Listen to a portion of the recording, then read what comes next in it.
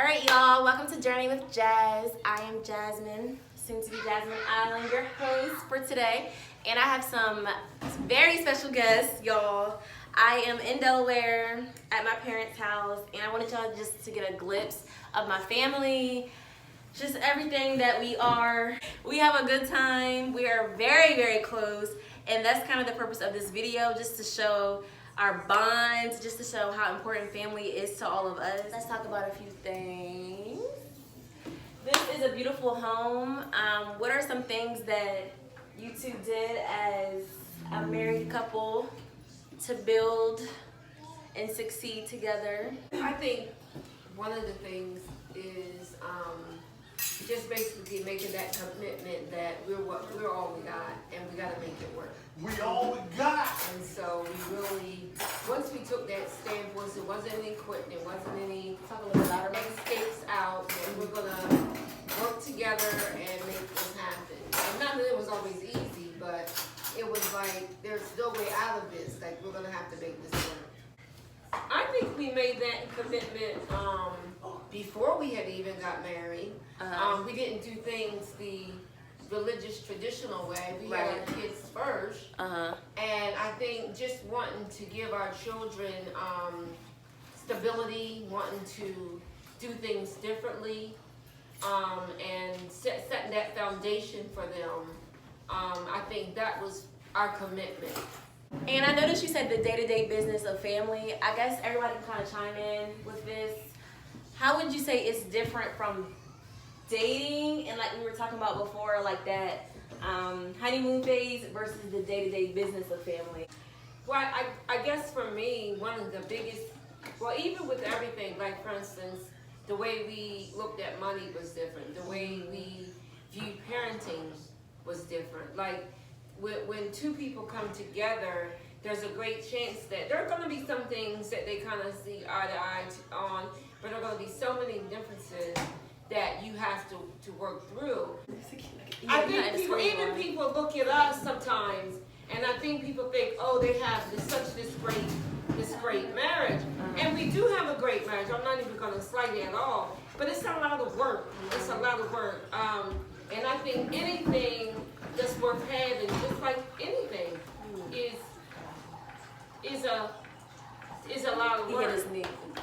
So I think sometimes people think of, oh, you know, I want to be like them, or oh, the grass seems green on the other side. But no matter what side you're on, it's going to be work. You're going to have arguments, you're going to have disagreements, but really work, you know, you got to work through them. And that's the commitment. Being able to accept each other's flaws and to be able to work through them. I was just mentioning, I think another part of marriage too is not getting the cheap knockoff version of hazelnut creamer, because you can tell the taste difference in the coffee. Just a little tip. I think some things too, you have to learn just to ignore some things. Like for me, that something like that could have like really, I could have went a completely different way with that.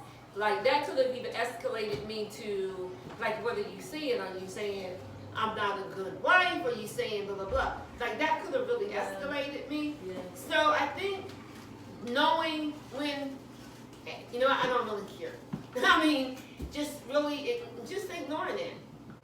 Okay, let me butt in real quick, because you said something that is very That's pretty accurate.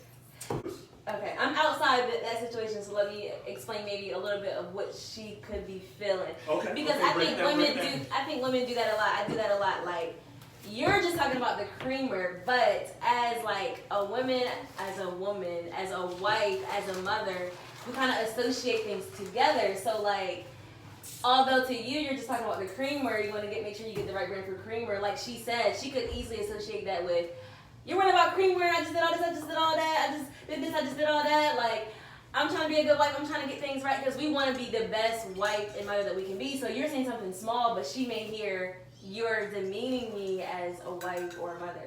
Am I understanding that correctly? But I have learned to just be like, okay, this is not what it feels like is my biggest thing now. because something like that, a little comment like that, could have taken me to 100. Because now you're questioning my value as a person, not meaning it that way, and so that would take me from a 0 to 100. Because then I'm going to respond.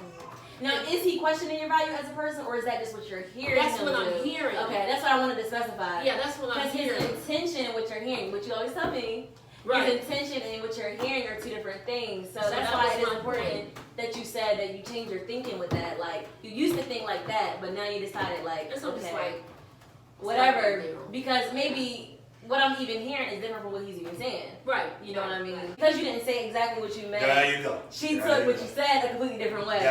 So it's kind of like, I see where all these communication gaps are happening, like, that's right. Off of coffee creamer. You know what I mean? Yeah, Ain't that hard though? So you said communication gaps.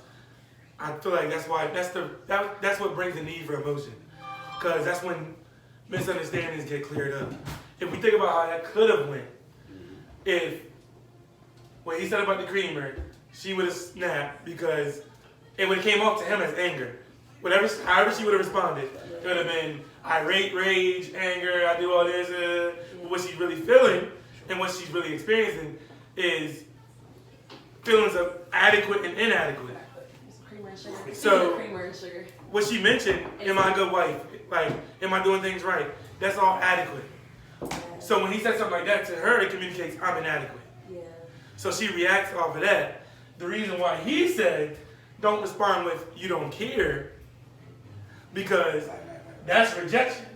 Now you feel rejected. That's making me kind of emotional. Yeah, like when he hears I don't care, then that's, I don't know if all men experience this, but when he heard I don't care, it's like it's rejection. While she's feeling inadequate, he's feeling rejected, and if she said I don't care, he would have said something like, well, I already know that. You don't never care, or something like that, and then it would have been. But all in all, the underlying rejection, underlying emotions is rejection and inadequate. And so you have all of this communication back and forth, and people are not hearing what the other person is saying. Because to me, creamer is not a big deal. So I could just go like, okay, whatever. But to him, it means so much more, because to him, it's like, this is the way you take care of me by buying the things that I like. Right? And another interesting thing to point out is these feelings that we feel start before we even meet the people that we meet. Right. They come from childhood. They come from childhood trauma. Yes, sir. I'm sure it's things that you experience that makes you want to be treated like a king and want to feel like you're worth something. And that's a good point, because your dad was 1 of 10 in a house. So when you have 10 people grabbing plates and you might not get the best plate if you get a plate, So You're gonna be right there. I'll tell you that right now. Yeah. So for him, I didn't realize how important it was for me to fix his plate. Once you learn that about each other, it's no longer personal. Like it's not me. I'm not making her feel this way. It's because of other factors. But it doesn't mean now that I know about it and now that you feel this way often that I can just say, oh, okay, this is the way you feel. This is how you get. No, it's still your job to make it work, to make that person, like you gotta take care of each other. Like it's still your job to make sure the other person is good. But you have to at least make that effort. Right. But once again, you're two different people. What you need is not gonna be the same thing as what he needs. And I think stress plays a big part in it too, because when I'm overly stressed, that's what I meant by I don't have time for it. Like if I'm overly stressed and I got a lot going on, I may not be the most attentive to what he needs at the time. And that's kind of where things go away too, because when you've got a lot of stress or a lot of pressure or whatever going on, that's when you really have to be in check with your emotions, because it's so easy not to be attentive to what the other person needs. She may not score an A every single time. That's good, y'all. Oh my gosh. This is so healing and therapeutic to me, and I'm sure for so many people as well. Okay, can I just go back just a little bit though with that last thing, because sometimes when you look at the situation, you're like, okay, well that's what I want to do. That's where I need to be. That's the place but it takes years. Like you can't just start a relationship and think, okay, we got it all figured out. This is what we need to do. I'll do that. it takes time. It takes a lot of work. I want quick results. Disagreements, like it takes a should while. happen right now. You have to work up to Fussing. that. And so each person has to learn the other person and meet them where they are at the time. Not as to where you want them to be. You grow into that. People say you should come to the relationship already built up, already together, already complete, as opposed to coming to the relationship broken. That's good. I mean, That's a big debate. I guess it depends how you define complete and incomplete. Go say, know But yourself. I don't think that's possible. Yeah. I definitely used to think that. What's Yeah. complete? But how can you do that when you're not even going to see things about yourself until you're with somebody? Like, That it's part not of even yourself you don't until know. you see certain things, certain triggers, certain relation things to from your someone childhood. You don't even see it until you're actually in the relationship. Like, it's like a mirror. Like, dang, like, I didn't even know That's I still right. had that Yeah. in me. And people spend a lifetime trying to self-develop. I don't know. I just think like as far as like waiting to get in a relationship and stuff, and how you just discussed like being complete before you get in a relationship. Like you said, like I don't really think that's a hard goal to reach, where you feel like, oh my God, I'm complete. Like you know what I mean? I feel whole. But I think for me, and this is just like from my experiences, I've noticed that I've had to make sure that I was right with God. Like I had to make sure that I was complete in Him, because complete in Him and being complete like by yourself is different. But I've noticed when I've jumped into things or jumped back into things when I wasn't, you know, on right terms with God, it was like that's when I've noticed I just lost myself in the relationship, or I lost myself because I didn't have anything to stand on. You know, I started prioritizing my relationship over my relationship with God. That's when I realized I really lost myself. Still a work in progress, but you do have to be complete in Christ, because like you were saying, from your childhood, you have all these misconceptions based on who am I, what am I worth, what's my value. Yeah. So your relationship with God validates a lot of that. You're a child of God. You're more precious than rubies. I have all these plans for you. So those things that you maybe didn't have as a child, or at least like, you know, just not that you didn't have as a child, but like maybe you weren't shaped in a particular way. Like your relationship with God gives you that identity. Right. You're loved regardless of what you do. Exactly. You're accepted regardless of what you do. So once you're complete in that, mind you, that's always a work in progress as well, but at least you're sure of it. Then when you get in a relationship, and it's crazy, I need this reminder too, because when you get in a relationship, you can easily like throw that on the other person now. No, you need to make me feel valuable. You need to make me feel like adequate, like I'm enough. Oh, wait a second, Jasmine. Remember, you already knew that you were valuable, that you were adequate, because your people always foundation. fail you too. Yeah. Because of your foundation. And so being able to lean on God has really helped me shape the way I interact, the way not that it sometimes, or the only time she doesn't see through, but when I'm able to catch it and go back and you know, and pray or whatever, then I'm able to come back and be me. I know for me, most of my emotions are driven from me not spending enough time with God. Honestly. I mean, I have real emotions too, but I just noticed that for me. In addition to everything too, I think it's important, we always talk about acceptance, and I think it's important to accept people where they are as well. And I don't want to discourage his walk, because I think it should be this way. And 9 times out of 10, if I'm pointing at you should be doing this, and that, I need to look at myself, because why is this bothering me? I mean, I'll piggyback off of the comment that was made about, you know, how unrealistic it is to come into a relationship already whole. Like you said, it's 2 aspects to that. You're dealing with a lot of trauma.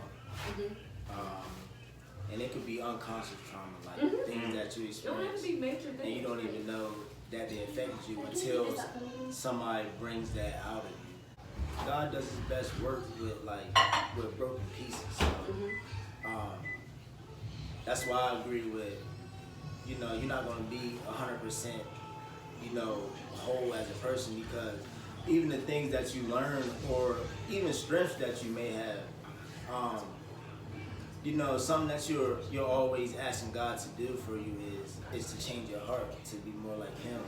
So, like you said, He'll reveal things to you that, you know, you may incorporate as a strength, and then it's something that's not technically, I guess, like needed for another person. So like, Right. he will strengthen you in areas where you're weak, and not even focus on the strengths that you think you have. Like, so it's all a part. He can't do that unless you acknowledge that you are broken, that you need help, that you need him.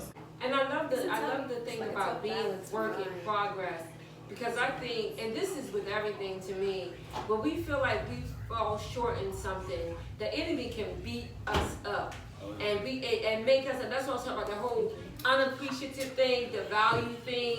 Like, to me, especially with childhood experiences and things, the enemy can beat you up. He can beat you down, and now you're sitting there tormenting yourself, Yes, amen. beating yourself up, because we're all a work in progress. We're all struggling with things, and sometimes I could do really well at something, and then I slip up. God, you know, God doesn't punish us. Like, you know, he always has your best interests at heart. Yeah. So, you know, you may wonder why you're presented with these situations where like a weakness of yours is exposed. Like I know for me, like I pay OCD attention to things, like, and then I consider that as a strength even before my relationship. So it's like, you know, I'm like, well, I'm bringing this to the table, like, and it's got to be good for her because it's my strength. Like, but the thing is, there are times where, you know, my strength has put me in situations where I need to work on a weakness of mine, like being empathetic, having more sympathy. It's like we don't realize how much of a team that makes us sometimes. Like, we let it cause us to have discord. Oh, you should have done this differently. Basically, when we say that, we're saying you should have thought more like me. Right. Well, if I thought more like you, who was going to think like me? Like, we Right. might have a That's team. a good point. Because it's Yeah. the same thing. Like, even if I say I pay attention to stuff, I could consider that good stewardship. But at the same time, you could become too like over concerned on worldly things, which you're not supposed to be. Right. So it's almost like we have to learn from each other. And I do need to work on that. Just like you want to work on being more empathetic, but at the same time realizing that we do have the strength as well. Yeah. But what happens when you have two controlling people coming together? We make magic. Come on here. But how are you able to support each other's successes without, I don't want to say without comparison and without, you know, jealousy, but without those things? You learn that it's the enemy working.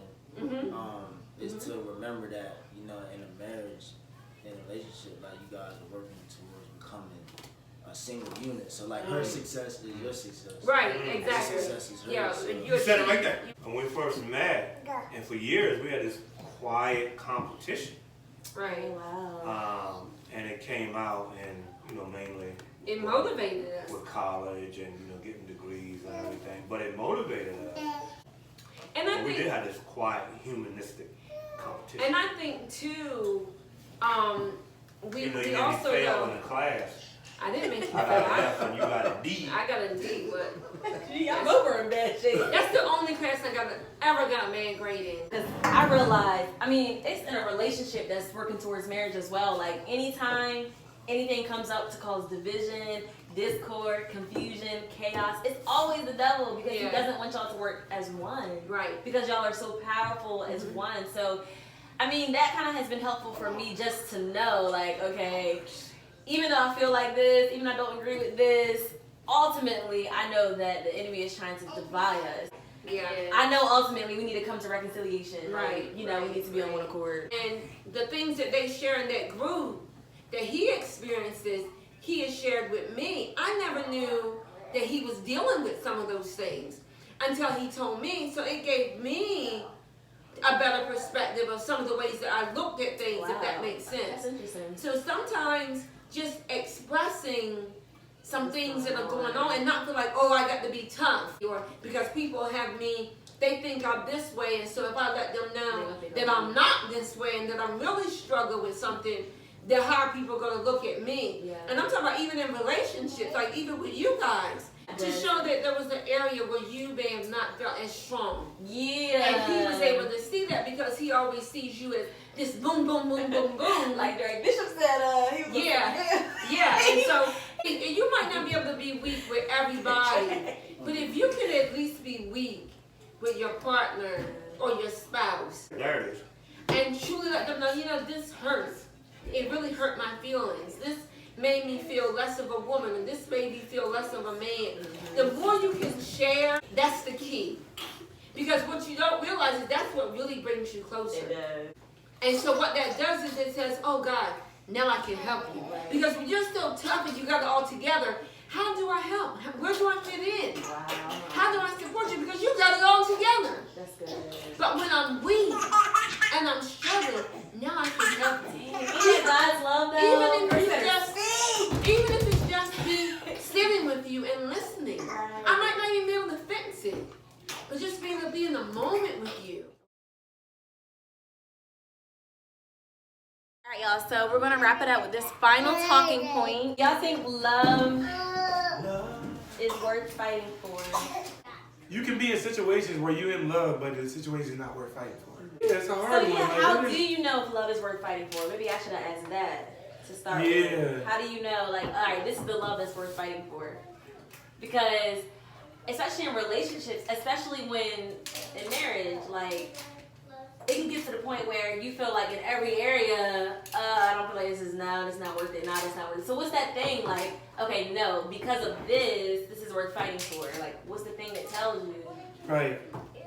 Because like you said, if somebody's in an abusive relationship, you need to get out of You it. feel safe with that person. You feel safe with that person. You feel respected by that person. You feel emotionally attached or emotionally joined with that person. Now, one thing that you said that I wanted to highlight, you said if you feel respected, if you feel like you can be yourself, if you feel like this, you saying that those things are always constant? Because now, you know what I mean? Because What things always? feeling those ways. Like, Oh, what like- if you don't feel respected in a particular situation, like with Cream, or, what if you don't feel like you can trust that person in this situation, Good point. Does that now mean that it's not worth fighting for? Good point. I think it's maybe like an overall thing. Overall. You know, the older generation, even older generation than me, criticize all other generations for not sticking together in marriages and breaking up so easily, or separating as the first option. We don't fight for love. We don't fight for long-standing marriages. We give up easily. But it seemed like they kept that similar, I mean not all of it, but that similar mindset. You stick together regardless and you work it out.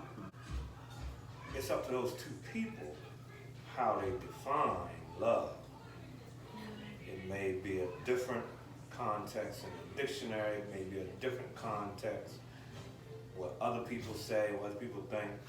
When I see like the fruit of the relationship, like just like this, for example, us doing this, sharing this, knowing that it's helping other people, bringing healing, things like that, those are the things that keeps me going. And I realize, like I was telling you, when I started posting again on YouTube, when I'm doing stuff for King's Daughters, like when I'm able to like inspire and empower people, that actually makes me like want to fight for my relationship, my family, my.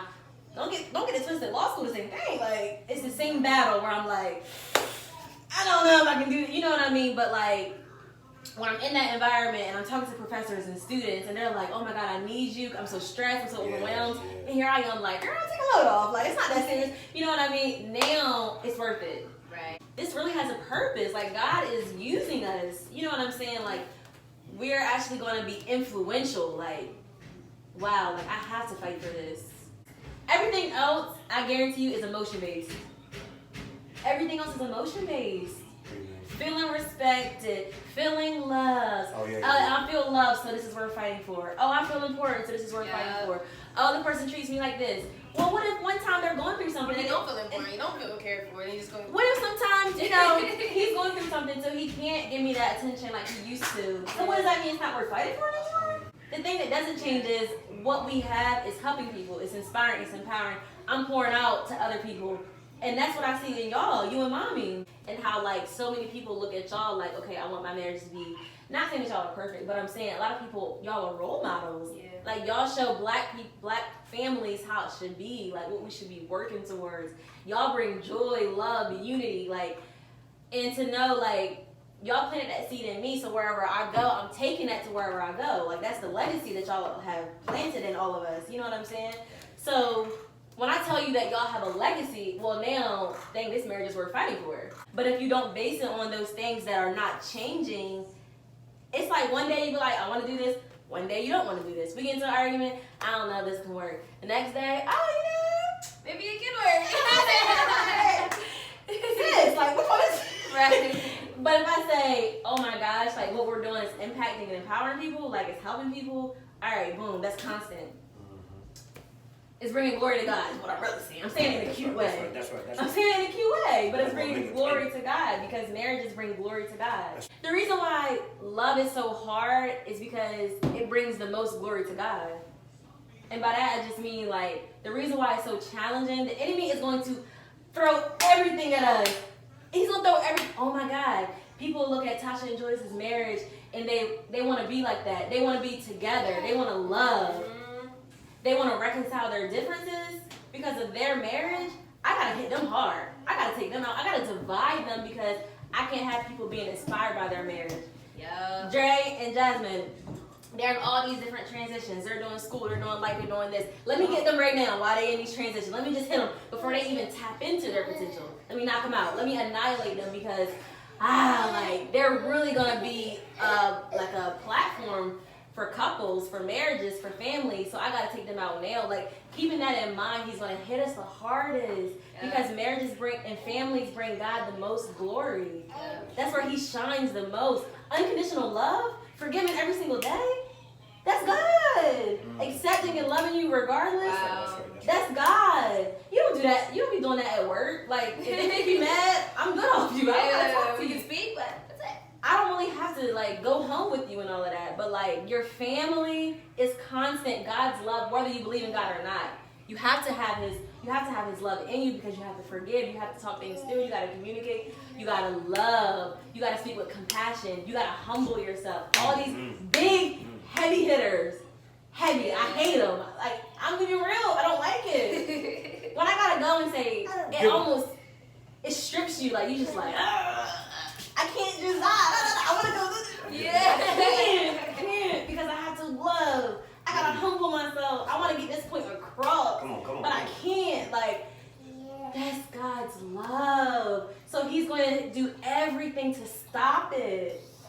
And if we can remember that, that'll keep us focused. Like, the enemy is trying to stop this because this is where God is going to get the most glory. First, let me say, throughout my, love life, like from, middle school up, I think I've had many different definitions of love, like based on the person that, I was dealing with at the time.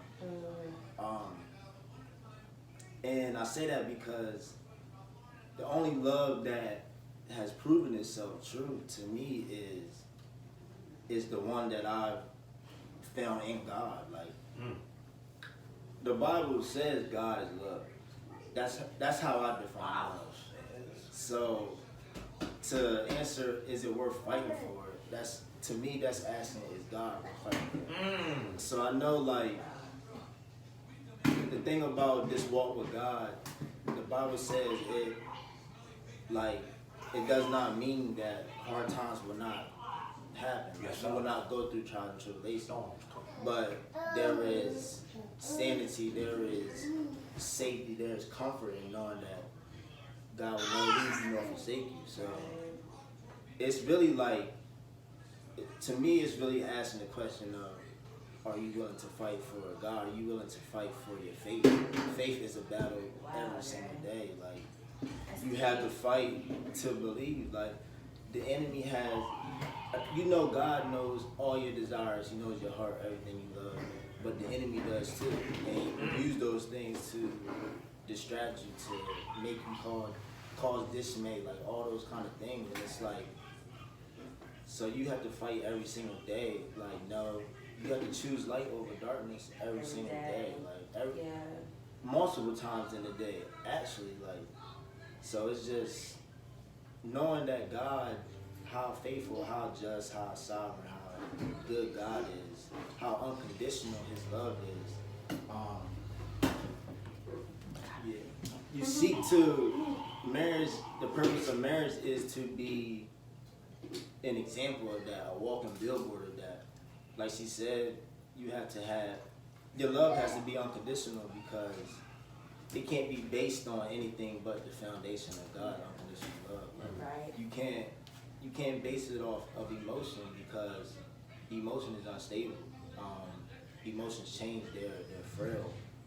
Like, you can feel one way about a person, or something can make you feel one way one day. Yeah. And then, you know, as people are ever-changing creatures, it could make you feel another way, you know, the next week. So it's like, you have to base love off of something that is unchanging, an unshakable foundation. And that's, to me, that's God's love. So is God worth fighting for? Absolutely.